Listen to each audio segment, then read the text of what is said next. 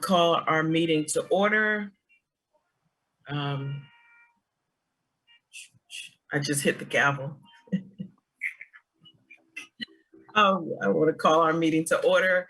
It's July the 14th. Our Edmonston Town Council meeting is called to order. And if we all could stand or pledge our flag. I pledge allegiance to the flag of the United States of America and to the republic for which it stands, one nation, under God, indivisible, with liberty and justice for all.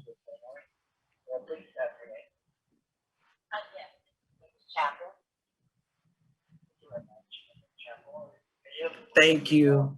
And I'd also like for us to go into a brief moment of silence, just to reflect.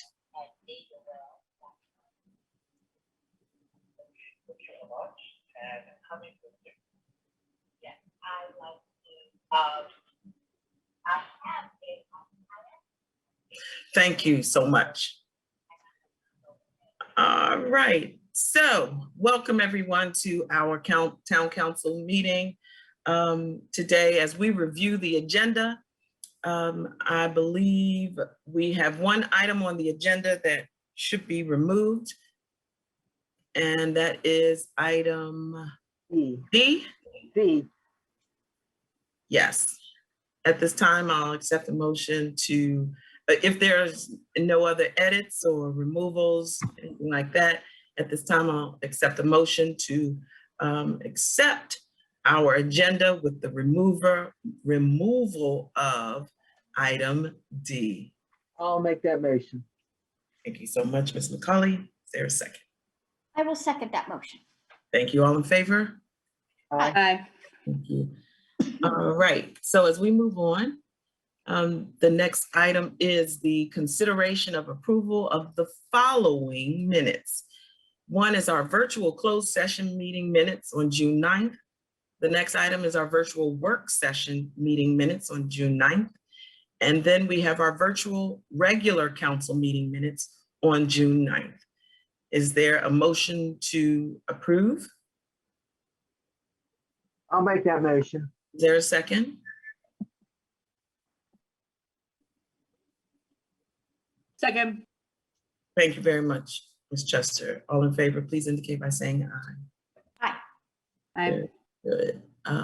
The next item is the consideration of amendment to the Town of Edmonston, our Personnel Policy and Procedure Manual, Chapter 8, Section 8-4, and it's under paid holidays, to add the following two holidays, which is June 19th as Juneteenth as a paid holiday, and Christmas Eve. Is there a motion to approve? I'll make the motion. Thank you, Ms. Holly. Second. Second. Tuberville. Thank you so much, Ms. Tuberville. All in favor, please indicate by saying aye. Aye. Very good. Motion has been approved. So the next item is the consideration of amendment to the Chief of Police contract to create a term of the contract and to eliminate participation in the Maryland State Retirement Plan as he so desires. Is there a motion to approve the amendment? I'll make the motion. Thanks, Ms. McCauley. Second. I'll second the motion. Thank you very much, Ms. Chester. All in favor, please indicate by saying aye. Aye. Aye. All right, motion is approved. The next item is the consideration, the next item is, wow, wonderful, our police department report. Chief? All right. Thank you, Mayor. I appreciate it. You're welcome. I sent copies of the statistical report to members of the town council and the mayor. So I'm just going to share the information and then talk a little bit about some of the parts of the report. During the month of June 2021, there were no homicides, no forcible rapes, no felony assaults, no burglaries, one auto theft, no simple assaults, no thefts, no theft from autos. For the month of June, we had one crime reported to the Edmonston Police Department, and that was a vehicle that was stolen from a lot. Apparently, they repossessed the vehicle and they brought it back and parked it on a lot. And later that night, someone came back and decided they were going to pick their car up again. So that was reported to the police.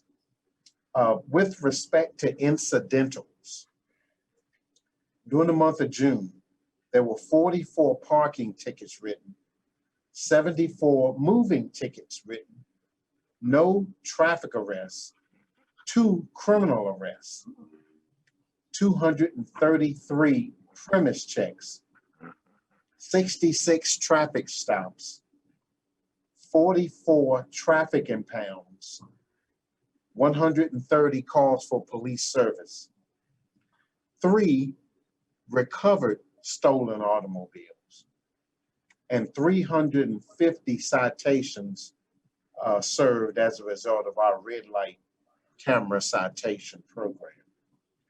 Revenue generated as a result of the red light camera program for June was $26,250. Revenue generated for traffic impounds for June was $3,740.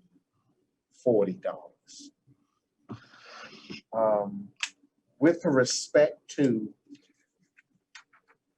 code compliance, during the month of June, there were 4 municipal civil citations issued by our code compliance inspector, Eric Beal. There were 3 violation warning letters, 1 stop work order, no vehicles impounded, 20 parking tickets, 25 home and business inspections, and 15 code violation follow-ups. And then I just, made a few notes at the end of the report. We've been having a terrible problem with 4901 Buchanan. The individual is leasing space.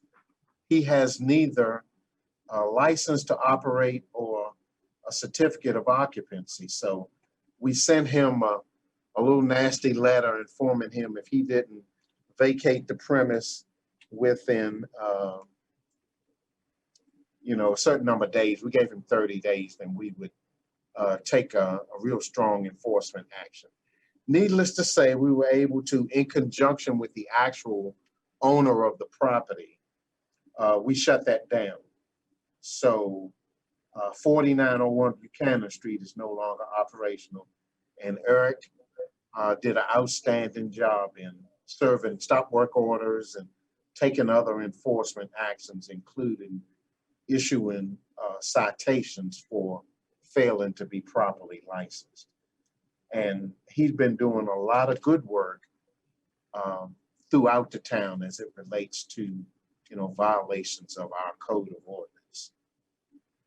Another little program I started, every Monday, we start calling Mondays the Abandoned and Junk Auto Program, where we're asking code compliance as well as the police officers to go up and down each street and identify any abandoned or junk vehicle or vehicle that has been parked on grass or in an area that is not paved in violation of our code of ordinance.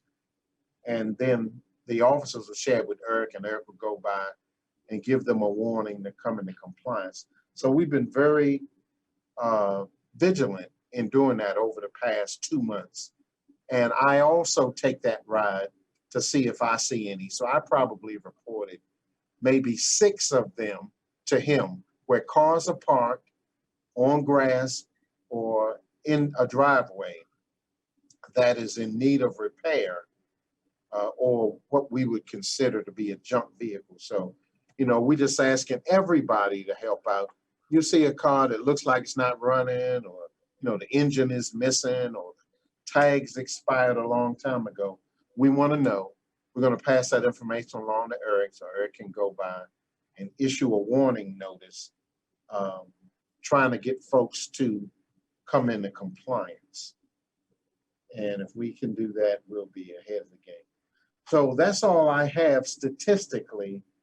One more thing. I don't know if all of you have had the opportunity to look at your email, but I drafted a little letter to you that speaks to a proposed moratorium on used automobile sales businesses, body shop businesses, and auto service centers.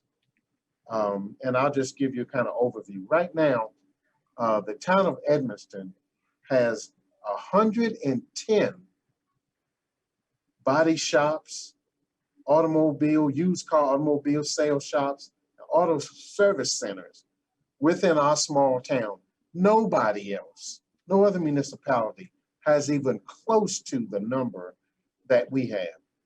It creates all kinds of problems with respect to emissions, trash, debris, junk, and anything else that you can think of. And so, I'm just asking, if you read the letter that I wrote, take a ride around Buchanan Street, Lafayette, 46th Avenue, Ingraham Street, and just take a look, especially in the middle of the day, at the number of broken down cars in need of repair, junked automobiles, vehicles involved in accidents where the vehicles were totaled. It's just, we need to do something different. I also put a little story in here about a mayor from Goose Creek, South Carolina, where he's trying to get his city council to sit down and talk about what they can do. They have 21 auto body shops, and they think it's too many. They have 21. We have 110. And this town is 10 times the size of the town of Edmonston. They have a population of about 44,000 residents, 78 police officers. And so that just gives you the scale of the kind of challenge that we have. And anyone who comes to our town and say, yeah, I need a license, we just issue it to them. And if you ride around and take a real look in the middle of the day, you will reach the same conclusion that I have reached with respect to a proposed moratorium on the number of new businesses that come into the town of Edmonston that is in the business of junk, abandoned, working on cars, selling used cars, and creating space for totaled vehicles involved in traffic accidents. So if you would just do that for me, I'd certainly appreciate it. I yield my time back to the mayor.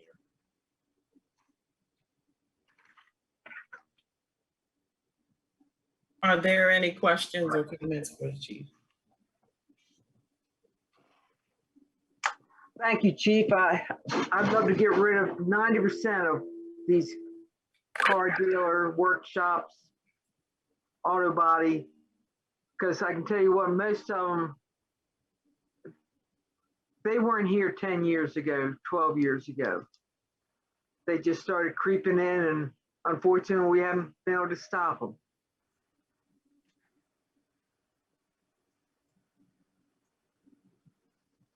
Any other comment?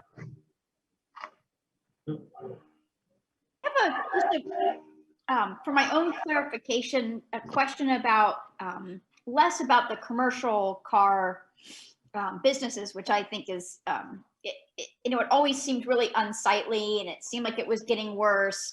But this was really eye-opening to see it really kind of laid out and quantified. So I really appreciate that.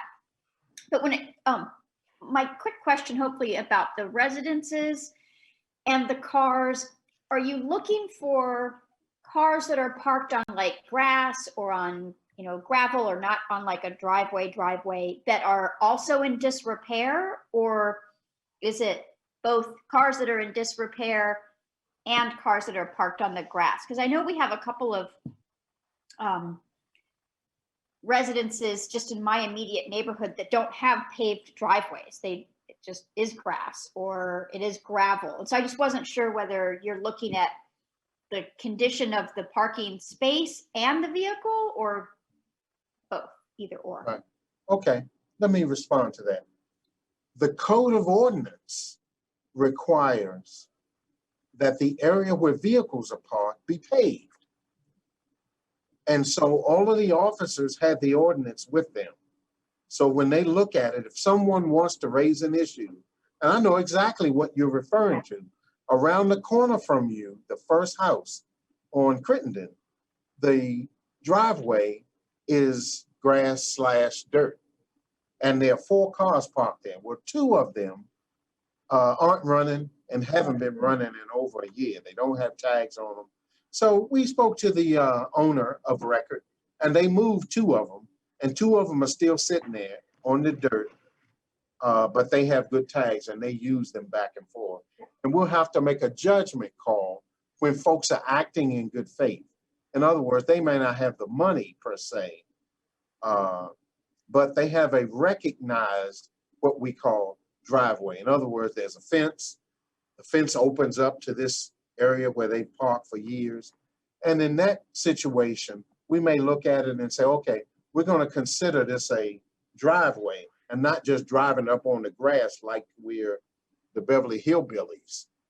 And if we can do that on a case-by-case basis, establish that, you know, they don't have the wherewithal to put, you know, concrete or asphalt in the yard, and then we'll bounce it off the council, and the council will make a decision about whether, you know, taking pictures and having the individual come in and speak on his or her behalf about how we should proceed. But the ordinance is clear. You cannot park a car on unpaved areas in the town of Edmonston.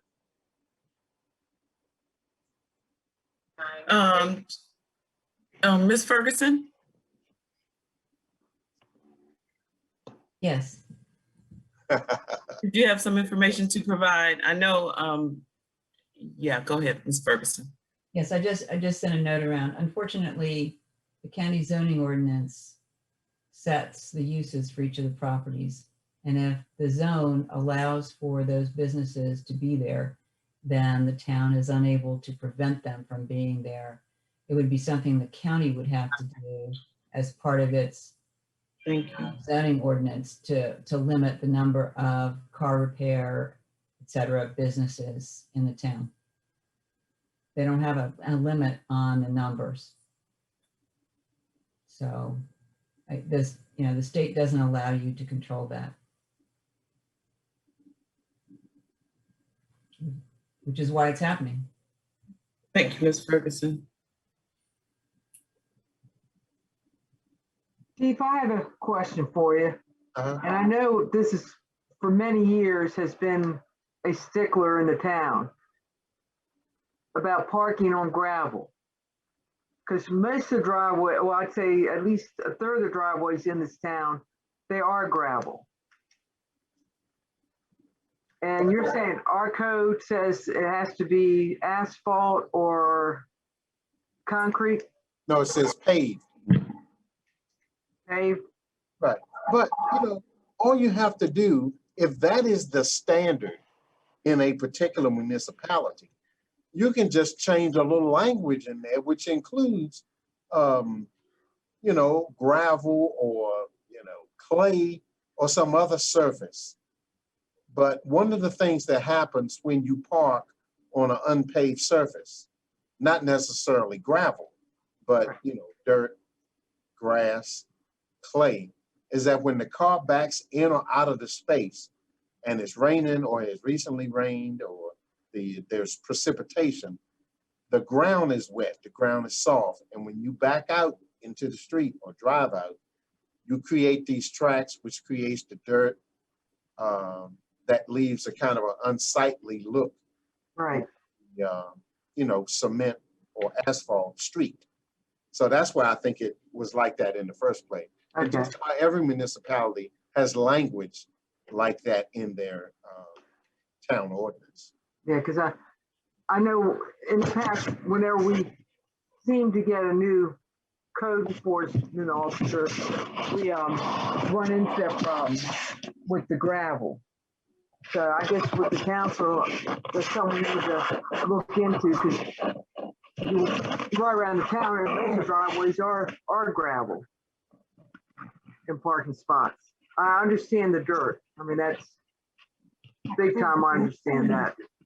But I think maybe to clarify it for our compliance officer and our officers, that we should look into adding, you know, gravel or pavers to our parking sites. It's either Betsy or Miss Hillary. Miss, I hear a dog. That's Taz. Oh, okay. Hey, I wanted to, Mr. Barnes, can you clarify how many car-related businesses we have? I don't know that the numbers were accurate.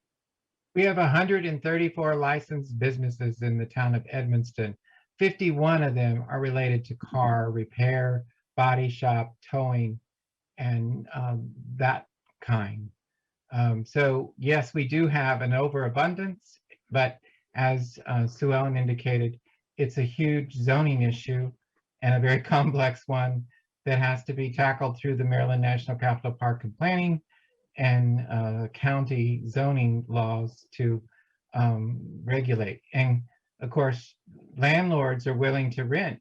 We do not issue a business license unless they have a use and occupancy permit from Prince George's County, which has verified the zoning and verified the parking requirements and all of the other things that go with it.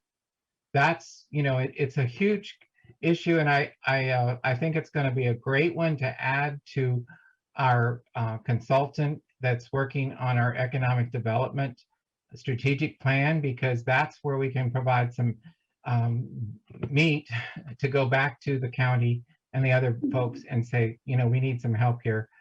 And this plan outlines what that, you know, could be if we had that help. And I also think that we talked about, and I think the three of us have talked about, if not even the council mentioned, about trying to get it kind of zoned as a green or, you know, environmentally conscious community, so that we can have certain restrictions in order to reduce the number of auto body or, you know, whatever type of shop that's not really good for our community, not to be able to just come in and rent. So I think that's something that we all need to work on together. Chief, we definitely hear you and appreciate that, that's for sure. The other thing, Mayor, is I think we need to have conversation with Riverdale Park about, yes, on the other side, about Lafayette. Yes, Because it's our street, but it's their businesses. and they all could down that, care less. yeah. Not that they don't care, but they don't Right, see right. it. It's Yeah. just, they're not over here. They don't Yeah. have strict enforcement, all that kind of thing. Right. And we see the parking issues, we see the trash, we see the big issues that come as a result of that. And so Either annex us in that, let us annex that, so we yeah, can regulate that, or yeah. regulate it Riverdale, right?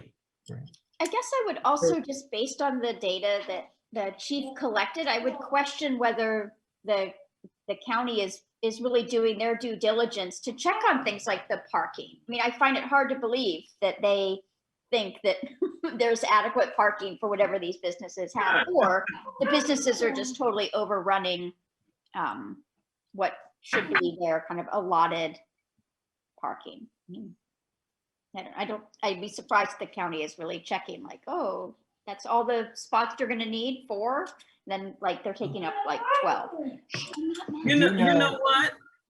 You know, and I'll let you go. My comment is short. One thing, They probably don't check because times have changed and everyone has more. You know, let's take the housing. Before it was only 2 cars to a house. Now it's probably up to 4 cars to a house now. And I'm thinking that it could be the same with the county and issuing these use and occupancy. You know, it's almost as if they don't see growth because now it's more. You know, these businesses are taking on more customers, so on and so forth. That was just my comment there. Mr. Barnes, go ahead. I was just going to say, I know that Eric has the county inspectors come out all the time that deal with what Councilmember Chester was talking about. And they, of course, cite the people and write citations. But the bad thing is the folks pay the citations. And then the next day, the cars are right back there again. And I mean, and I think Councilmember McCauley can attest to that. You can go over and clear out Buchanan Street. And Eric is amazing. I mean, the man is just absolutely outstanding. And the next day, it's all right back. Except again, we're doing something from the old school. And that is, once he goes out there and starts ticketing, it's going to go to the actual owner of the vehicle. And that will become a problem again. And that's the good thing. I know it happened eons ago. And now Eric has jumped on that and it's going to start happening now. Mayor, if I Yes, will. sir. A gentleman came into the station Monday Mhm. and he paid for, I think, 5 or 6 tickets that had been written on cars on Buchanan Street. He owns the business. Uh-huh. So the owner of the car never knew that a citation had been issued for them double parking or parking on a fire hydrant or less than 25 or 40 feet from an intersection. So once they find out or they see the ticket on the car, the business is paying the ticket. They snatch it.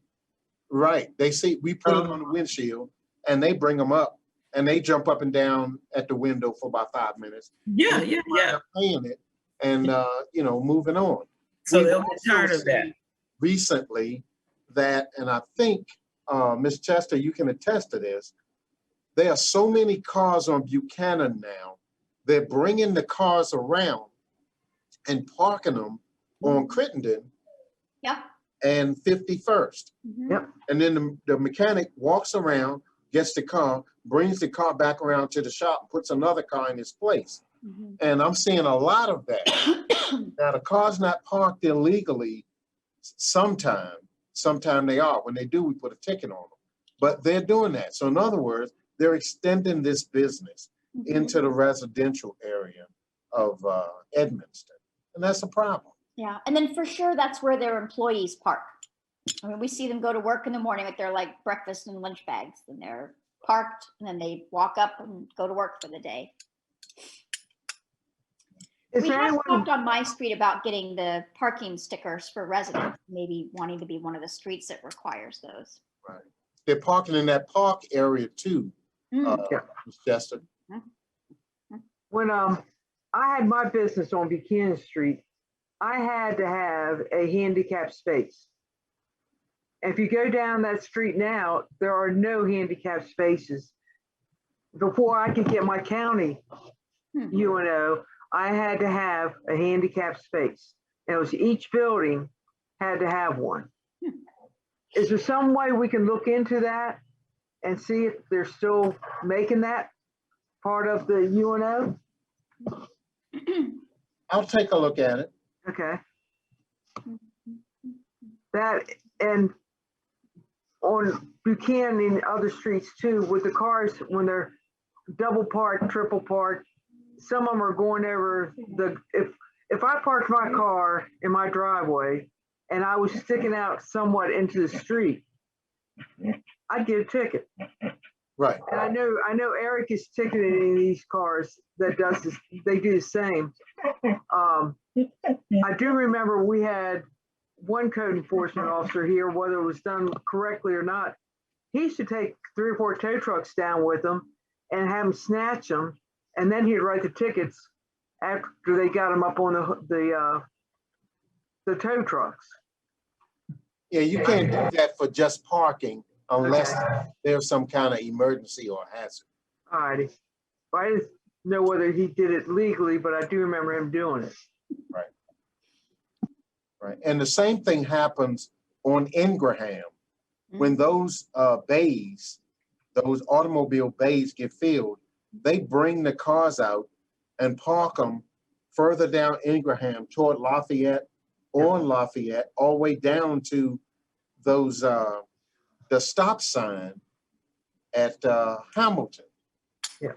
And I've talked to a couple of the residents down there, and you can see the cars, they're working on them, and they're just moving them back and forth, and some of them are parked too close to the stop sign, and we cite them when we see the violation. Make no mistake about that. The officers have done an outstanding job writing stop sign violations. Folks are passing the stop sign at Hamilton and Lafayette without stopping. And we're writing 5 or 6 of those almost every day. The officers park on Hamilton, and when the cars come down Lafayette from Ingraham, they pass the sign without stopping. We pull out, stop them, write them, and send them on their way.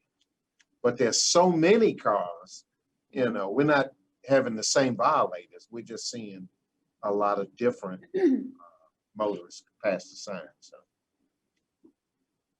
all right, that's all I had, Mayor. Thank you so much, Chief. And again, I will say this is for code. I haven't seen so much movement and response. I mean, Eric is like top notch. Some places that we've been wanting to clear out, they are cleared out or clearing out. Buchanan is a rough spot, but I'm seeing some movement, and that's a great thing. So with your leadership and guidance, and I'm happy and excited to see the police officers, and they're officer friendly as well, which is important to Edmonston, meaning they wave, they drive by, I see it. And it's a great thing. So thank you for the work that you're doing and your team. All right, thank you. Mr. Barnes, our town administrator. Try to be brief, but a couple things. Just a reminder, you all are on summer break for August, so no meeting. We will come back in September live in person. That's a shame you have to remind people you're on a break. That's because you're all so hardworking.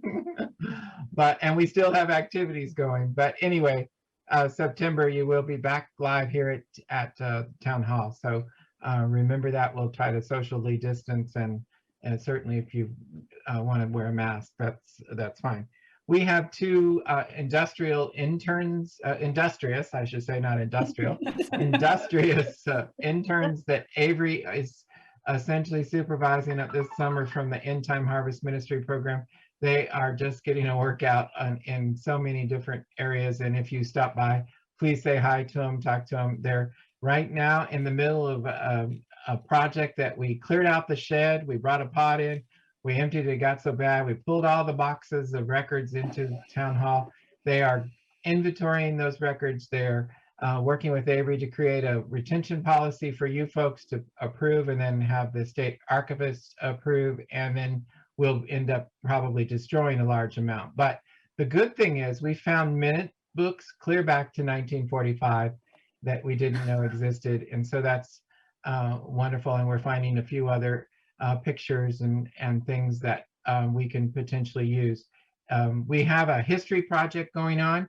Our summer intern is Lindsay Gray from Elon University, and we are happy to have her. She is doing a history of Edmonston from the past to the future. She's interviewing many of our residents, and we're going to be having a lot of information that comes out that. It's part of our effort with the centennial celebration that'll come in 1924 to 2024. So we're thrilled to have Lindsay here.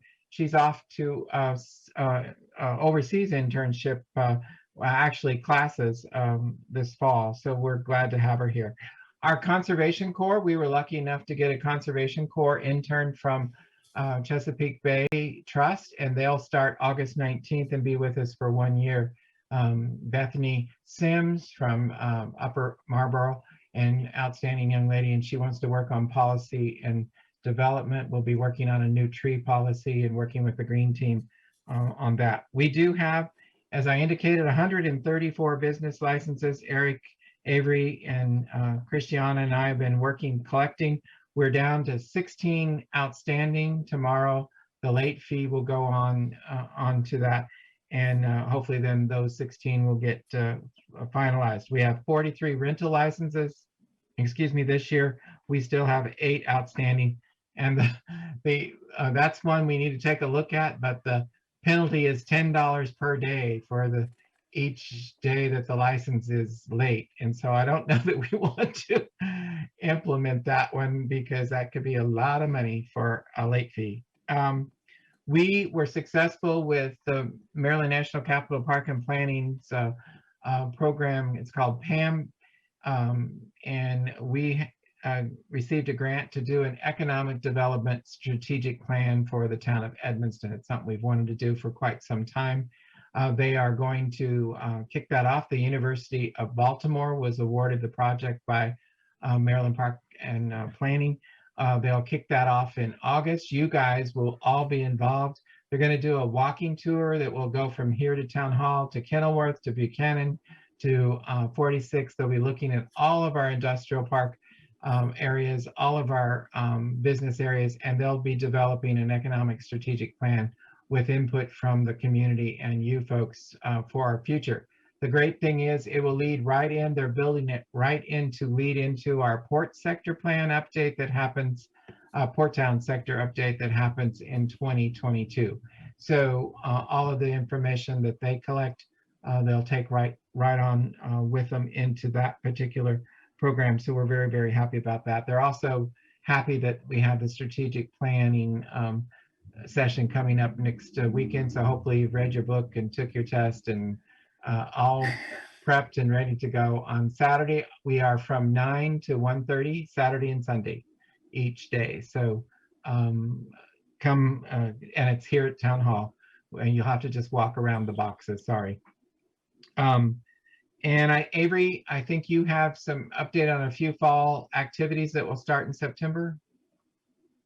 Yes, right now we're starting to gather up and start the planning for the Hispanic Festival.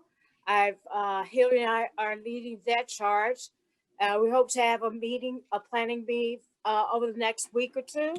We'll also be working on the first Edmonston talks after the aftermath, COVID and the aftermath, looking at businesses, health, education, including mental health.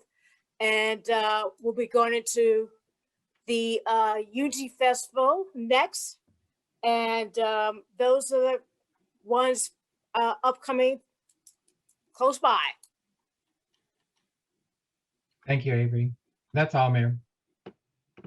Thank you, Mr. Barnes. Any questions, comments for Mr. Barnes? If not, we can move on to council dialogue. And start with Ms. Tuberville. Thanks, Tracy, Mayor. I'm really looking forward to our strategic planning session, and this is something that I know we've all wanted to do for a while. I'm very excited about that. So I appreciate all the effort that you put into it, and Rod and everyone else has to get that going. Thank you. Oh, thank you, Ms. Tuberville. Ms. Chester? I am also very excited for our strategic planning sessions this coming up weekend. I feel like I already talked poor Denzel's ear off on Monday night, but I'm excited. And then also I attended my first Anacostia Heritage Trails meeting. Yeah. I got that correct. That was a few weeks ago now, but I think this is an off month for that group. So we're not meeting this month. So next month. But I did mention our centennial celebration. And so hopefully that'll be on their radar. We can do some cross promoting as we get much closer to that date. And then as other initiatives come up that seem relevant or of interest to the town, I'll certainly raise that. It sounds like they were, not very active with activities during COVID, but they're really trying to think of, how to get active again. They know that a lot of people were out actually in the parks and on these kind of walking trails and paths. And so they're hoping to sort of attract people to more of the interpretive sites and things around the county as those are opening back up again. So I'll keep you posted. And you're also, did you mention, I'm sorry, I may have missed it, that you're going to attend the MML session on Monday? Oh, no. So Monday and Tuesday are the virtual sessions of the MML summer session. So I'm excited. Very good. All right, thank you, Ms. Juster. Thank you. And Ms. McCauley? I cannot lie. I did not read the book. Don't tell. It's okay. But I did take the little test in the back, and I will talk with him tomorrow, and I will try to behave myself this weekend. That's about all I can say. Oh my, no, don't behave yourself. Okay, then I'll be my normal self. Be you, yes, be you. This 4 hours might go to 5.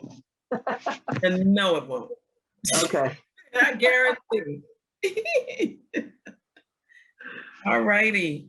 Mr. Johnson?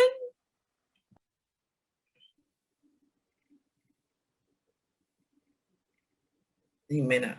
Okay. All right. So I just wanted to mention that we are going to host Port Towns is hosting an expungement workshop or opportunity. And it may be, I don't have a definite, but it may be on August the 8th. We're trying to firm up the dates with all the other mayors, and that would be Colmore Manor and Cottage City.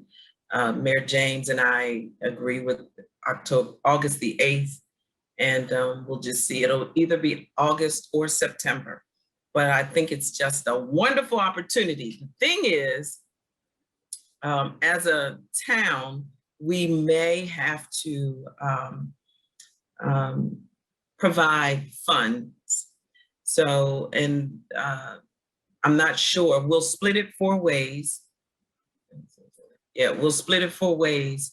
But sometimes during the expungement, families or a person may come, they may have more than, and I don't know how familiar you are, Ms.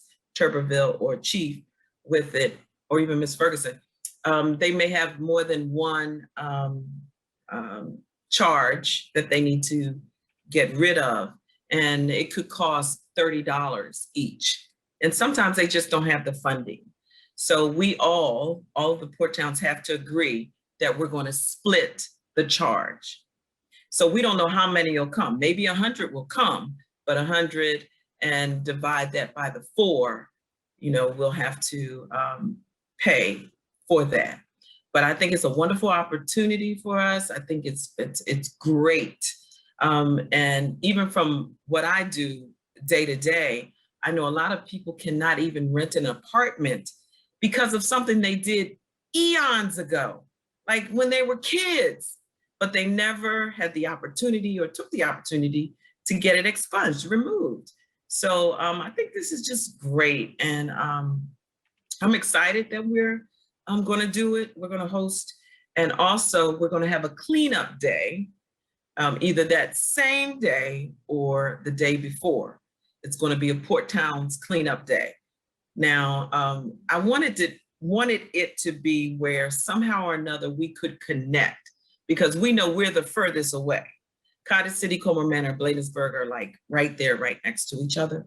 But I want to make it a way where somewhere, maybe on Kenilworth, we could connect, or even on the bike path, we could connect. Yeah. Just so we know it is a joint venture. Mhm. Sometimes we miss out on that in Edmonston because we're sort of across the bridge on the other side of Peace Cross. Well, Yeah, you know what I mean.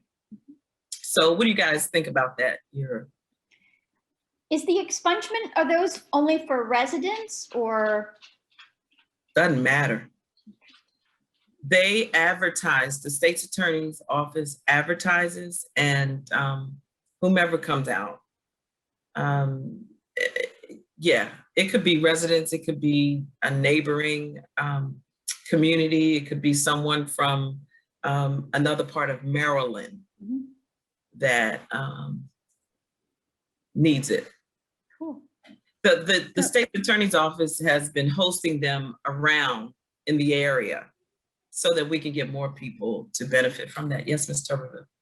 So I've actually never done an expungement workshop, and I am so happy and excited that we're would be. I knew you doing would. this, of course. And so if I can be of help, if my spouse can be of help, like, Yes. you know, please Yes. let us know. Yes. And I do have a question about how it works. You may not be able to answer this, but is it sort of a known fact when you do the application that what you are applying to be expunged is expungible? Or is it that you do the application and then you're hoping that you're meeting the criteria, and then it's, you know, ultimately reviewed by whatever entity is responsible? Number two is correct. I think what the second question is correct. You're hoping that it would be. I don't think that they know ahead of time. Okay. Fungible. And I also believe that's why there's so many attorneys that'll be available, and your services and Carmen's and everyone else is greatly appreciated. So we could sort of advise people, or whoever is involved with the process, they would advise the folks that come to the workshop and say, you know, what you're seeking to get expunged here is not going to meet the criteria. And so we don't advise you to submit an application, that kind of thing. I'm going to see if I can get a representative from the state's attorney's office here on our call. If another council member wants to go ahead, then and speak, and then I can see if I can get them on. Well, oh, I actually have him. Hey, I'm in a meeting right now, and I have a question in reference to expungement. Let me see if you can hear, okay? The question. All right. Ms. Tuberville, ask that question again. I'm gonna see if he can hear. Go into another room so I don't hear that background.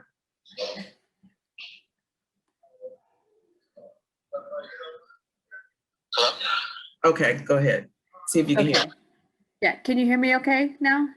Yeah, I can hear you.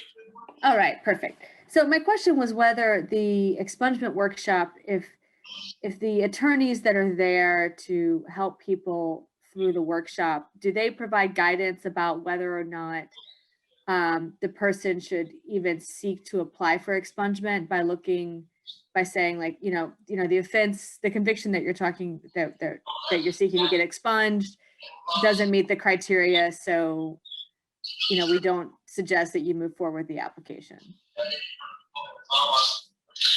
You suggest that they won't do what? I'm sorry. So do they tell them beforehand or right there when they're filling out the application for the expungement? I'm sorry. During expungement, they will sit down with an attorney. The attorney will look up all the charges that have under their name, and they will let them know if it's expungible or not. Now, it says you have to wait a certain time frame before you get expunged a record. So they'll allow that person, let that person know if they have to wait a certain amount of time. Got it. Or not. Excellent. Thank you. Perfect. That's what I needed to know. That's one of our attorneys who has volunteered to assist.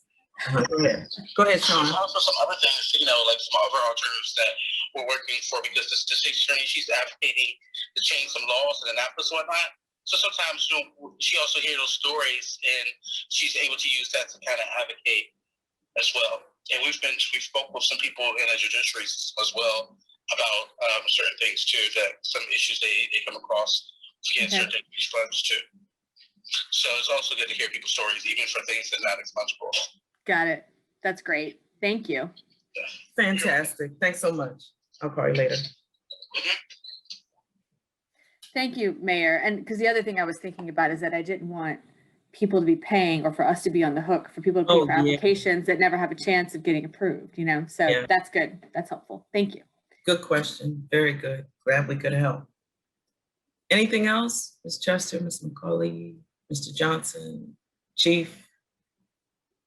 Nope. Very good. Okay. So the expungements and the MML conference was really great. It was really great.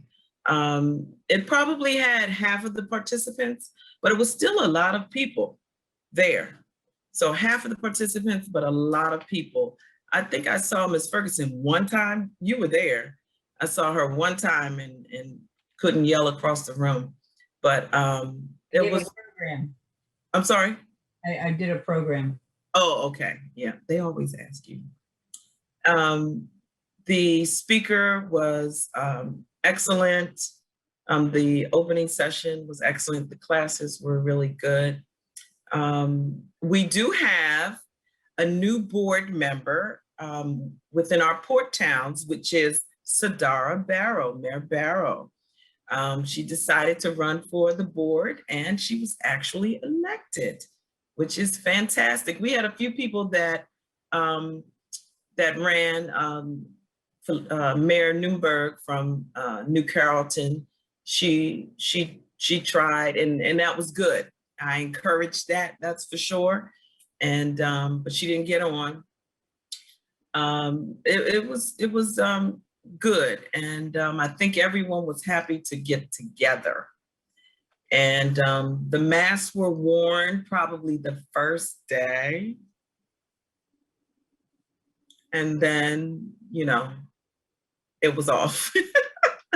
And the governor was there, and he actually stayed the entire time, which is different. He doesn't usually stay the whole time. So that was really good. So yeah, it was good. And it was different for me to attend as many sessions as I did, because I'm usually volunteering and working around. So on Sunday, I had a 3-hour session, which was a fantastic session. It was different. So I think it was probably 30 of us in that session from 12 to 3 p.m. And from then on, I went from class to class, and it was really a good conference. It was a good conference, and I guess it's because I had not volunteered for anything. Now, I can't say that I didn't feel kind of funny being utilized in that way, but I think opportunities for other people to move into different positions and to do different things, you sometimes have to kind of step aside and guide and encourage people to go ahead and do. And so I think that was big for me, because I had been doing it for so long. And you know how it's kind of in you and it's hard for you to step back. So that was a good lesson for me, and I enjoyed it. So thanks for letting me go. Did you bring our Banner City year? No. When they did it, I was in another session, so I didn't get it. I'm telling you, I did go to my classes and everything. I really enjoyed it. I'll call the league and get it. Yeah, I missed it. I missed they took the picture. I don't think they took the picture. They didn't take the picture, but yeah, they did it. So we're Banner City, but we're good. We participate. And that's what Banner City is about, participation. And really, that's all I have, other than being appreciative of your feedback and your input that you provided, and excited about Saturday and Sunday. And breeze over your book. If you haven't read the book, just breeze over it. It's all about strengths and just encouraging those who work for you or with you, bringing out the strengths, right, Ms. Chester, in them. A lot of times we look at the weaknesses or the negatives and tell them, oh, you need to improve here, here, here. But oftentimes we don't say, this is your strength, or what do you think is your strength? And you work on that. You go with that. You go with their strengths. And that makes people feel good. It makes them motivated. And that's pretty much what the book is about. Yeah. I think it also really helps you see how best you can contribute to kind of group efforts, and also just recognizing how other people's work styles or, you know, kind of personality in a professional realm. And you work. pull Make out it like, that- oh, that- now I understand where you're coming from. And I think that Yeah. helps people work better together then. Absolutely. Yeah. All right, cool. So if there is nothing else for the good of the order, Ms. Ferguson, did you have any feedback or anything that we need to do differently, that we, you know, did we make a mistake somewhere? No. Well, thank you. All right. If there's nothing else for the good of the order, I will accept a motion to adjourn this wonderful meeting. No one wants to go home. I'm so happy. I move that we adjourn the meeting. Thank you, Ms. Chester. Is there a second? Second. All right, Ms. Tuberville. Ms. McCulley was waiting for that. She was not going to say anything. She said, I'm going to let them do it because I voted on everything else. All in favor, please indicate by saying aye. Aye. Bye. All right. Everybody have a good evening. You too. You too. It's Thank you. Saturday.